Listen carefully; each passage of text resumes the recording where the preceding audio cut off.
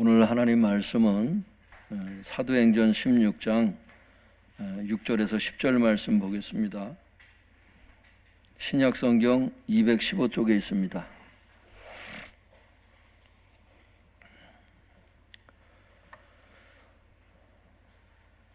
사도행전 16장 6절에서 10절입니다. 사도행전 16장 6절에서 10절 말씀 우리 다 같이 읽도록 하겠습니다. 시작. 성령이 아시아에서 말씀을 전하지 못하게 하시거늘 그들이 부르기아와 갈라디아 땅으로 다녀가 무시아 앞에 이르러 비두니아로 가고자 애쓰되 예수의 영이 허락하지 아니하시는지라. 무시아를 지나 드로아로 내려갔는데 밤에 환상이 바울에게 보이니 마게도냐 사람 하나가 서서 그에게 청하여 이르되 마게도냐로 건너와서 우리를 도우라 하거늘 바울이 그 환상을 보았을 때 우리가 곧 마게도냐로 떠나기를 힘쓰니 이는 하나님이 저 사람들에게 복음을 전하라고 우리를 부르신 줄로 인정함이로라. 아멘. 제목을 한번 따라해 보겠습니다. 마게도냐로 인도하신 하나님. 마게도냐로 인도하신 하나님. 마게도냐로 인도하신 하나님. 오늘 이 말씀을 통해서 하나님의 깊으신 뜻을 깨닫는 우리 성도님들 될 수 있기를 바랍니다. 온라인으로 예배드리는 성도님들께서도 어디에 있든지 주님께서 함께 하십니다. 이 시간도 큰 은혜의 시간이 될 수 있길 축복합니다. 사도행전 16장 6절 우리 다 같이 읽어보겠습니다. 시작. 성령이 아시아에서 말씀을 전하지 못하게 하시거늘 그들이 부르기아와 갈라디아 땅으로 다녀가. 성도님들, 성령이 아시아에서 말씀을 전하지 못하게 하시거늘, 이 구절을 원문으로 제가 다시 읽어드리도록 하겠습니다. 아시아에서 말씀 전하는 것을 성령에 의해 억제를 받아, 이런 뜻입니다. 원문은 그렇게 돼 있어요. 다시 한번 읽어드릴게요. 아시아에서 말씀 전하는 것을 성령에 의해 억제를 받아, 방해를 받다, 성령께서 막다, 이런 뜻이에요. 그러니까 어떤 일은 성령께서 억제하시고 방해하시고 못 가도록 제지하시는 그런 단어라고, 이게. 특별히 거기에 보면 아시아에서 말씀을 전하지 못하도록. 그 전도는 좋은 거잖아요, 성도님들. 그 전도가 좋다고 내 마음대로 막 전도할 수 있는 것이 아니라는 거예요. 성령께서 전도를 인도를 하신다는 거예요. 그래서 사실 모든 사역이 그렇습니다. 전도만 그런 것이 아니라. 이 훈련을, 성령님의 이 훈련을 받을 수 있기를 바랍니다. 그러니까 내 마음대로 사역하고 내 마음대로 전도하고 내 마음대로 지금 인생을 살았다면 이제부터는 성령님의 이끌림을 받아서 살고 성령님의 인도하심 속에서 사역도 하는, 성령님이 인도하시는 그런 전도를 하는 그 단계로 접어들 수 있기를 바랍니다. 어떤 사람들은 예수님 영접하기 전에 자기 마음대로 인생을 살았던 사람이 예수님을 영접했어요. 그 성령님이 우리 안에 계시지요. 그 성령님이 우리 안에 계셔도 성령님의 인도를 받지를 않아요. 그 성령님이 없는 것처럼 취급을 하고 예수님 영접한 이후에도 여전히 자기 마음대로 사역하고 자기 마음대로 목회하고 자기 마음대로 선행을 베푸는 그런 식으로 막 산단 말이에요. 결국 불신자일 때나 성도가 됐을 때는 똑같이 성령님의 인도를 받지를 않아요. 그러라고 구원을 해주신 것이 아니고, 구원받은 성도는 이제부터 하나님의 인도를 받고 하나님께서 기뻐하시는 일을 하라고 부르신 것을 여러분 믿을 수 있길 바랍니다. 오늘 이것이 큰 깨달음이 될 수 있길 바랍니다. 전도는 좋은 거잖아요, 성도님들. 근데 아시아에서 말씀을 전하게 하지 못하는 거예요. 여기에서 아시아라고 하는 것은 우리 지금 이런 무슨 뭐 동남아시아 뭐 이런 데를 얘기를 하는 아시아가 아니에요. 지금 터키가 있는 그 전체 그 대륙을 얘기를 해요. 특별히 여기에서 얘기하는 아시아는 더 정확히 말씀을 드리면 에베소 중심 지역을 얘기를 해요. 그러니까 소아시아 전체를 따지고 봤을 때는 서쪽에 치우쳐진 지역을 얘기를 하는 거예요. 에베소 중심 지역을. 그 에베소 중심 지역에 있는 그 한 줄을 여기서 아시아라고 표현하고 있어요. 거기서 전도를 못하게 하시는 거예요, 하나님이. 무슨 뜻이 있으시겠죠. 그래서 사도 바울 일행이 어떻게 했냐면 그들이 부르기아와 갈라디아 땅으로 다니면서 전도를 하게 됐어요. 그것은 소아시아 지역의 북부 지방을 얘기를 하는 거예요. 그러니까 상당히 멀리 떨어진 지역까지 막 가는 거예요. 왜? 하나님이 일단 에베소 중심 지역에서 전도 못하게 하시니까 그 성령님의 막으심을 느끼는 거예요. 여러분, 성령님의 이런 막으시는 이런 것을 감동을 받을 수 있다는 것 자체가 축복입니다. 왜? 그 모든 성도가 다 이렇게 성령님의 인도를 받고 사는 건 아닌 것 같아요, 보니까. 성령님의 다루심을 받지를 못했기 때문에 성령님께서 어떻게 인도하시는지를 아예 모르는 사람들도 많은 것 같아요. 여러분, 성령님은 사도 바울만 인도하기 위해서 오신 분이 아니세요. 우리 모두의 하나님이신 것을 알 수 있길 바랍니다. 어쨌든 사도 바울은 축복받은 사람이에요. 왜? 성령님의 인도하심을 받을 줄 아는 사람이어서. 성령님이 억제하시고 방해하시니까 그걸 그대로 느끼는 거야. 그러니까 에베소 지역에서 전도를 안 하고 부르기아와 갈라디아 땅으로 다녀가요. 그러다가 7절에 보니까 무시아 앞에 이르러 비두니아로 이제 가고자 하는 거예요. 이제는 비두니아로 가려고 딱 하니까 예수의 영이 허락하지 않는 겁니다. 예수의 영도 성령님을 얘기를 하지요. 근데 예수의 영이라고 표현한 이유가 있어요. 이거 고의적으로 이렇게 기록하신 거예요. 그건 조금 이따 설명을 드릴게요. 성부, 성자, 성령 하나님을 나타내기 위해서 지금 이런 얘기를 하고 있는 거예요. 성령님, 6절에 성령님 나오죠. 7절에 예수의 영이 나오죠. 10절에는 하나님이 나온다고. 성부, 성자, 성령에 대해서 얘기를 하는 거예요. 뭘 얘기를 하고 싶어 하는 거예요, 지금? 성부, 성자, 성령님이 전도에 대해서 주체가 되신다는 걸 얘기를 하는 거예요. 성령님이 직접 이끄시고 예수의 영이 직접 이끄시고 성부 하나님께서 인도하시는 그런 전도를, 전도 사역의 주체가 하나님이라는 걸 지금 얘기하고 싶어 하는 거예요. 지금 이 성경에서 하나님이 말씀하고 싶어 하시는 것은 인간이 주인이 아니라는 거예요. 사역의 주체가 하나님이시라는 거예요. 그러니까 저기 에베소 지역에서 전도 못하면 어떡하지? 그 영혼들 죽으면 어떻게 하지? 그런 염려하지 말라는 거예요. 하나님이 영혼은 더 사랑하신다는 거예요. 인도하시는 대로 순종하면 그게 성공이에요. 할렐루야. 때때로 우리가 하나님이 생각하시는 것보다 더 우리가 막 염려를 한다고. 그게 여러분 교만인 거 아세요?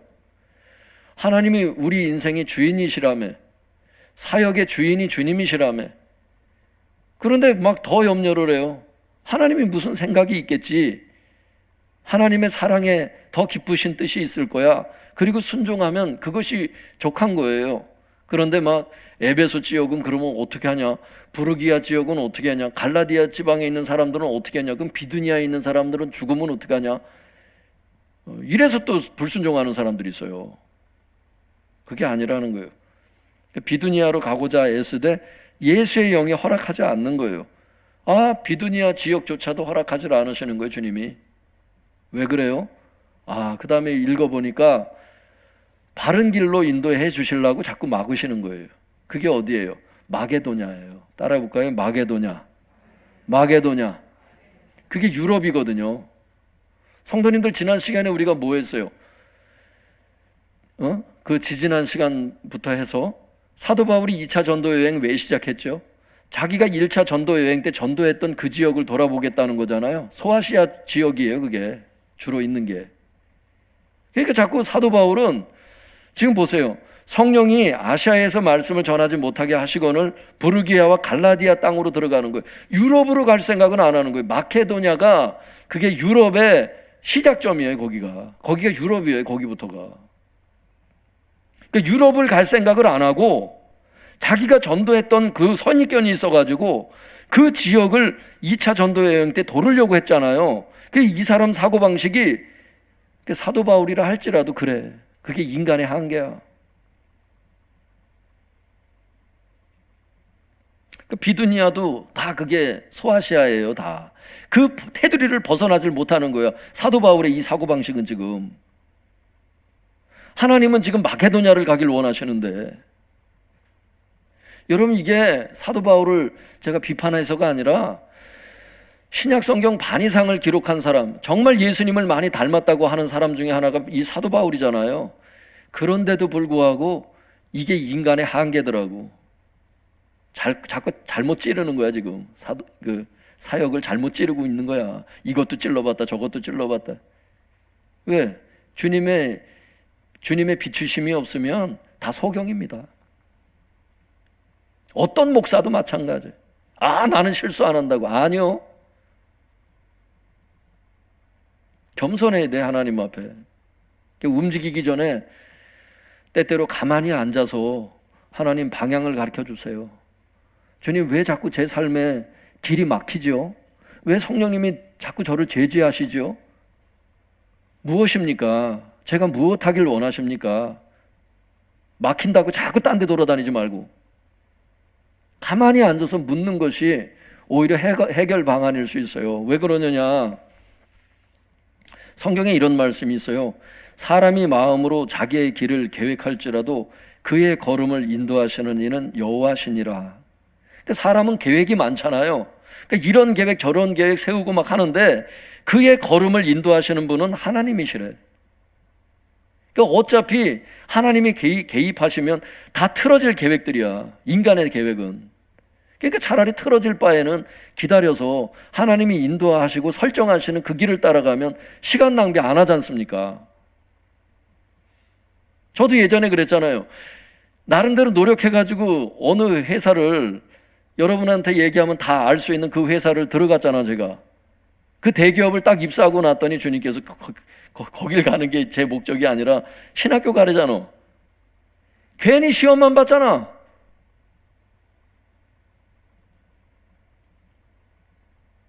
양복도 사고 면접 시험 보려고. 양복만 잘 해 입었어요. 노력은 노력대로 들고 그냥 애를 썼는데 내 길이 아니어서 그 길이.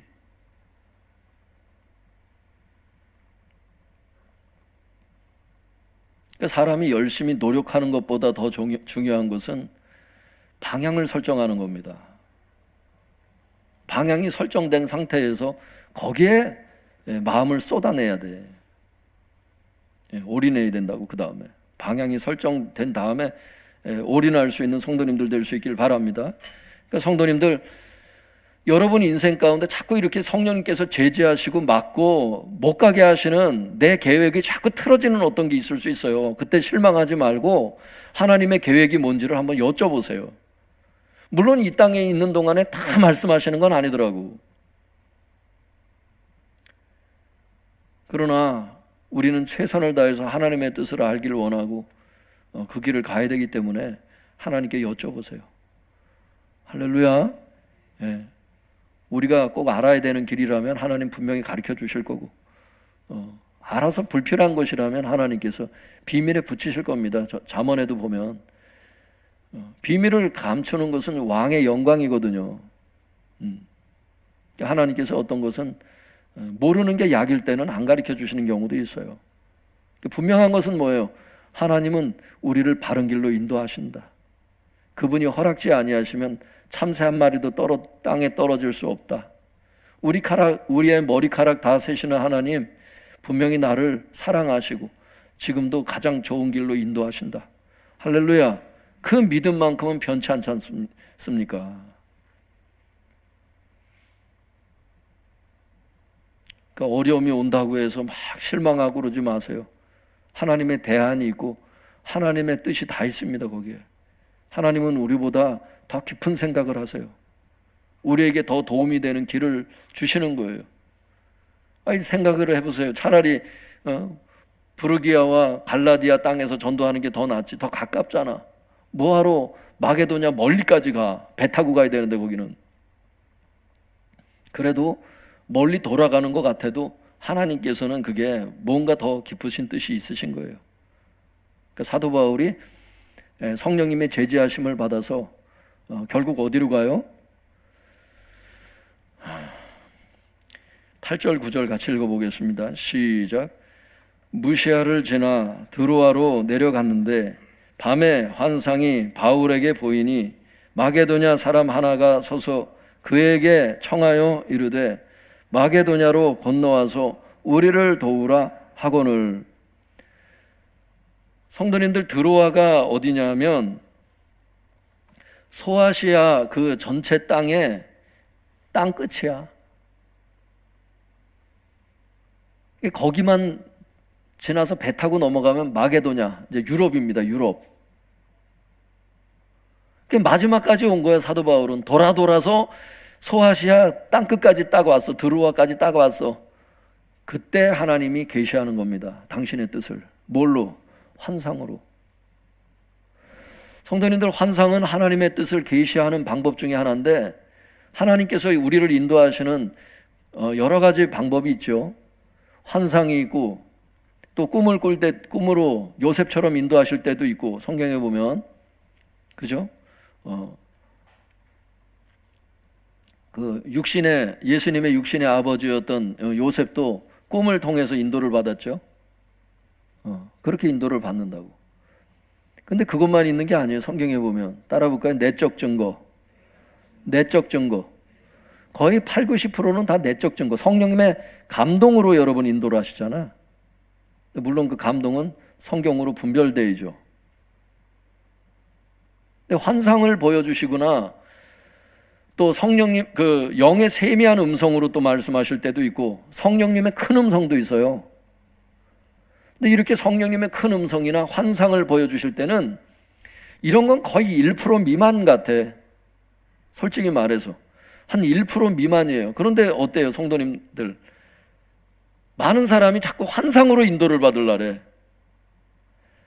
막 성령님의 막 음성을 들으려래, 막 자꾸. 그건 희귀하게 일어나는 거예요, 사실은. 대부분 뭘로 말씀하셔요? 따라해볼까요? 내적 증거. 성령님의 감동으로 인도를 하신다고, 대부분. 근데 중요한 게 있어요, 성도님들. 주님께서, 성령님께서 어떤 큰 음성을 들려주시든 환상을 보여주시든 할 때 이건 굉장히 특별히 인도를 하시는 거야. 특별히 인도하신다는 것은 아주 중요한 뜻이 있으신 거예요. 꿈속에 예수님이 나타났다든지 굉장히 중요한 의미가 있는 겁니다. 그래서 하여튼간 환상을 보여주시거나 할 때 가볍게 여기지 말고, 조금 있으면 아시겠지만 환상도 분별이 돼야 되는 거예요. 성경적으로 맞는지. 그걸 분별한다고, 사도 바울이. 그래서 이제 순종을 하게 되는데, 잘못된 그런 환상도 있기 때문에 사탄의 그 거짓 그런 것도 있거든요. 다 받아들이지 말아야 돼.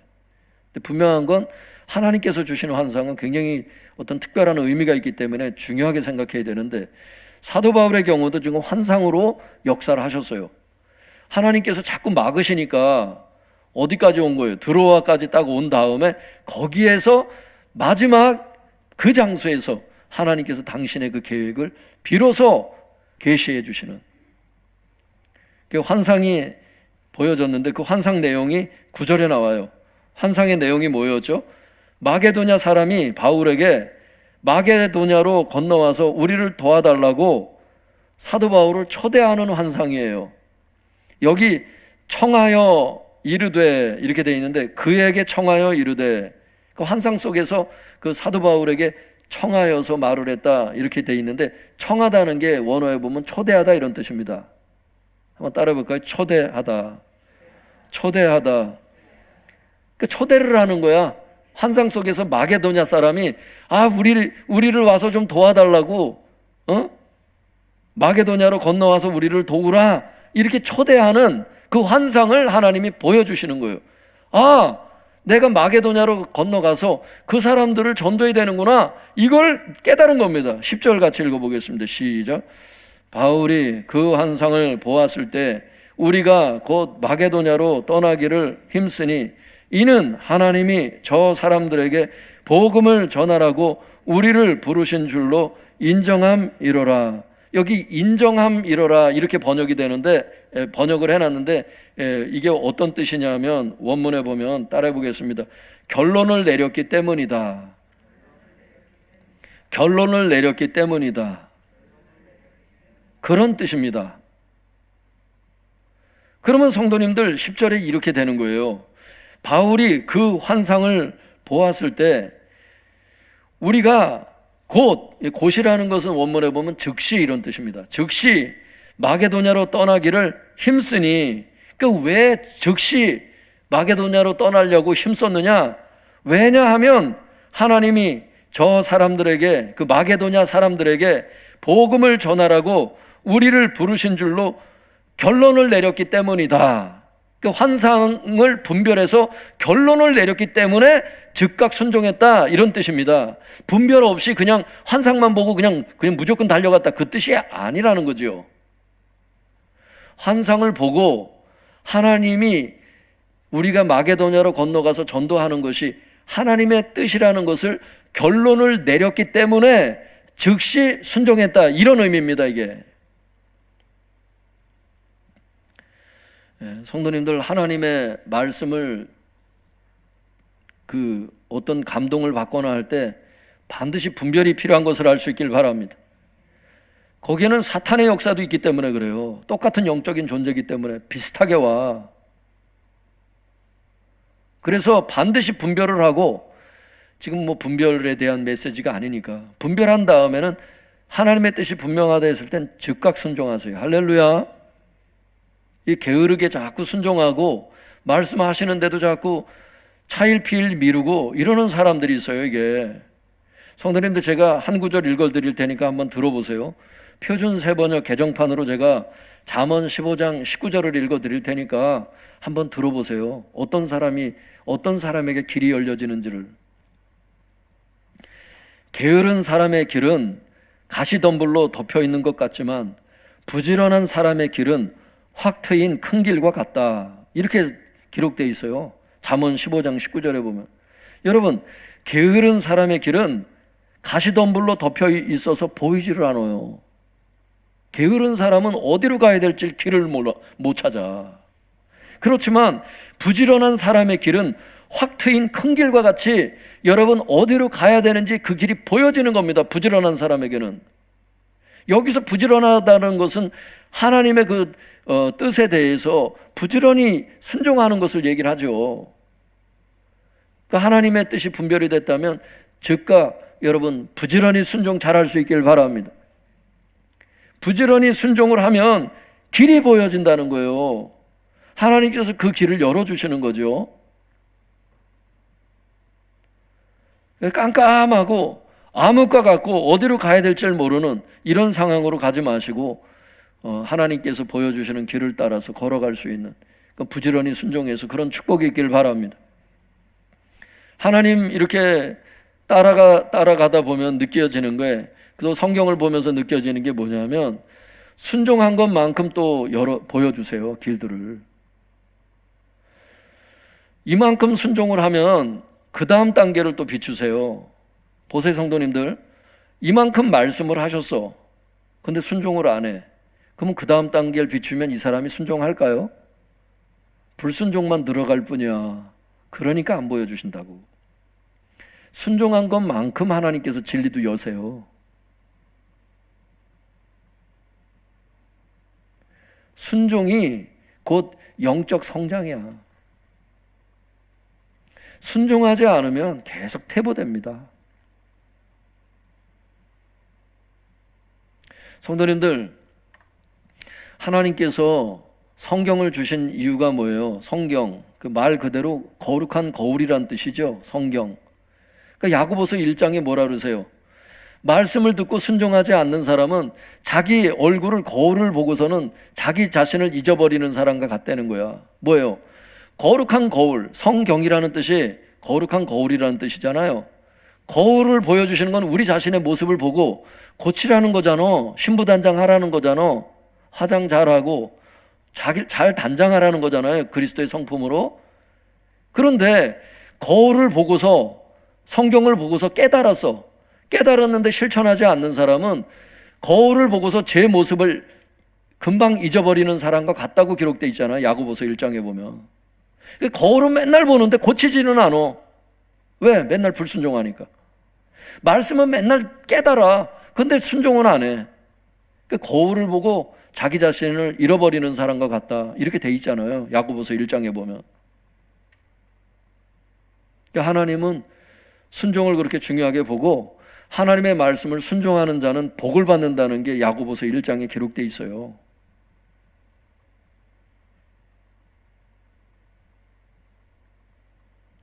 여러분, 순종은 그 다음 길을 보여주시는 이런 것만 있는 게 아니고 순종에는 하나님의 복이 따라요. 여러분, 그 복을 누릴 수 있기를 바랍니다. 순종하는 자에게 주시는 큰 복을 여러분 받아 누릴 수 있기를 바랍니다. 또 내 길이 자꾸 막힌다고 느낄 때 하나님, 어차피 미래는 주님만 아시고 바른 길이 무엇인지는 하나님만 아십니다. 하나님, 이 처지에서, 이 상황에서 하나님의 뜻이 무엇입니까? 묻고 갈 수 있기를 바랍니다. 사도 바울은 어떻게 하는 거예요? 바울은 성령 하나님께서 길을 막으실 때도 순종을 하고 환상을 보여주셨을 때도 순종했고, 할렐루야! 이게 사역자예요. 순종을 하니까 어때요? 그 다음에 빌립보가 바로 나오잖아요. 그 다음 이제 성경 구절 읽어보면 유럽의 첫 성이죠. 마게도냐의 첫 성. 거기에 딱 도착해서 열매가 주르륵 따라오잖아요. 데살로니가부터 해서 그냥 쭉 열매가 계속 따라오잖아요. 여러분, 사역의 열매 역시 하나님 뜻에 순종할 때 그런 인생의 열매가 있는 것을 알 수 있기를 바랍니다. 노력한다고 애걸복걸한다고 되는 게 아니에요. 애걸복걸해서 재정을 벌어놔도 그것은 여러분 하나님이 원하시는 사람에게 재정이 어차피 다 가요. 모아놨다고 내 재정이 아니요. 여러분이 모아놨다고 그게 내 거라고 생각하세요? 어떻게 모았느냐가 중요하고 하나님이 그 재정을 주고 싶은 사람한테 흘러가게 돼 있다니까. 또 사는데 불편함 없이 먹고 살고 하는데 만족하시고 하나님의 뜻이 무엇인지 잘 분별하고 가세요. 진짜 할렐루야. 인생이 허비되지 말고 열심히 노력했는데 지푸라기와 같으면 그 무슨 의미가 있어? 성경에 보면 그게 나와요. 하나님이 원하는 사람에게 어차피 재정은 가요. 모아놨다고는 다 내게 되는 게 아니라.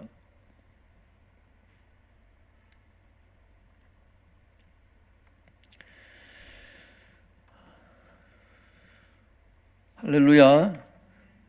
그래서 두서없이 말씀을 전했는데 오늘 하나님의 말씀이 이런 말씀이에요. 오늘 말씀을 전체 요약을 하면 성도님들 이거예요. 크게 4가지 교훈이 있거든요. 첫째는 하나님은 우리를 바른 길로 인도하시기 위해서 때로는 우리의 계획을 막으신다는 게 이제 첫 번째 교훈이고요. 두 번째는 전도 사역의 주체는 삼위일체 하나님이시라는 거예요. 그래서 6절에는 성령님이 나오고 7절에는 예수의 영이 나오고 10절에는 성부 하나님이 나오고 이제 이렇게 그걸 아까 말씀을 드렸잖아요. 성령 하나님, 또 예수님, 또 성부 하나님, 삼위일체 하나님, 여기에 대해서도 이제 설명할 게 많이 있겠지만 지금 그걸 다 설명할 수는 없잖아요. 어쨌든 삼위일체 되신 그 하나님께서 전도 사역의 주체라는 것은 전도 사역에 그렇게 관심이 많으시다는 거야. 하나님이 관심이 많으신 것에 우리도 관심이 많을 수 있길 바랍니다. 하나님은 전도에 관심이 많으셔서 사도 바울을 이리저리 다 인도하시는, 환상으로 인도하시고 막 하시는데 우리는 거기에 대해서 관심이 없다면 초점을 맞출 필요가 있다는 거죠. 먹고 사는데도 다 필요하지만 먹고 사는데 100% 초점이 다 가버리고 전도에는 초점이 하나도 없다면 여러분 그 시각은 고쳐야 되는 거예요. 그 초점은 수술 받아야지. 할렐루야. 그 다음에 세 번째 교훈은 뭐였어요? 사역자는 철저하게 성령님의 인도하심에 순종해야 된다는 거예요. 마지막 네 번째는 순종을 하되 즉시 순종해야 된다는 거예요. 한번 따라해 볼까요? 순종하되 즉시 순종해야 합니다. 그래서 부지런하게 순종해서 길이 열리길 바란다는 그런 말씀을 아까 드렸던 거예요. 기도하겠습니다.